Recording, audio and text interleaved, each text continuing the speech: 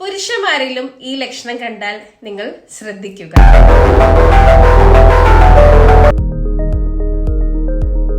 സ്ത്രീകൾക്ക് മാത്രമല്ല വന്ധ്യത വരുന്നത്, പുരുഷന്മാരിലും ഈ സെയിം കാര്യങ്ങൾ വരുന്നതാണ്.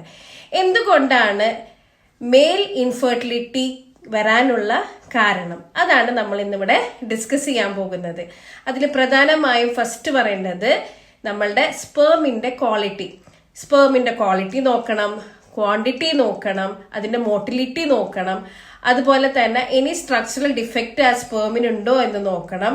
ഇനി ഇവർക്ക് എന്തെങ്കിലും ഉദാഹരണത്തിന് പ്രശ്നം ഉണ്ടെന്നുണ്ടെങ്കിൽ, പ്രീമെച്ചുർ ഇജാക്കുലേഷൻ അവർക്ക് ഉണ്ടെന്നുണ്ടെങ്കിൽ, ഇറക്ടൈൽ ഡിസ്ഫങ്ഷൻ ഉണ്ടെങ്കിൽ, ഹോർമോണൽ ഇംബാലൻസസ് ഉണ്ടെന്നുണ്ടെങ്കിൽ, അതുപോലെ തന്നെ എന്തെങ്കിലും മറ്റസുഖങ്ങളായ ഒബേസിറ്റി ആണെങ്കിൽ, അതുപോലെ തന്നെ ഇവർക്ക് തൈറോയിഡിന്റെ ഇഷ്യൂസ് ഇല്ല കേട്ടോ, ഒബേസിറ്റി ഉണ്ടെന്നുണ്ടെങ്കിൽ, ടൊബാക്കോ, അതുപോലെ സ്മോക്കിംഗ്, അതുപോലെ തന്നെ ആൽക്കഹോളിസം, ഇതൊക്കെ ഫാക്ടേഴ്സ് ഉണ്ടെന്നുണ്ടെങ്കിൽ സെമന്റെ ക്വാളിറ്റി അത് ഡിക്രീസ് ചെയ്യും.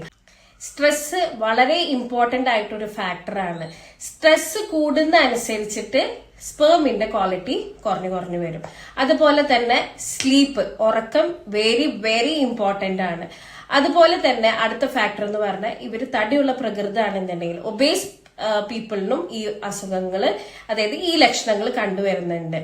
ഇനി പറയുന്നത് വെരിക്കോസീൽ എന്ന് പറയുന്ന അസുഖം ഇവർക്ക് ഉണ്ടെന്നുണ്ടെങ്കിൽ നല്ല ക്വാളിറ്റി സ്പേം ഡെവലപ്പ് ചെയ്യാൻ ഭയങ്കര ബുദ്ധിമുട്ടാണ്.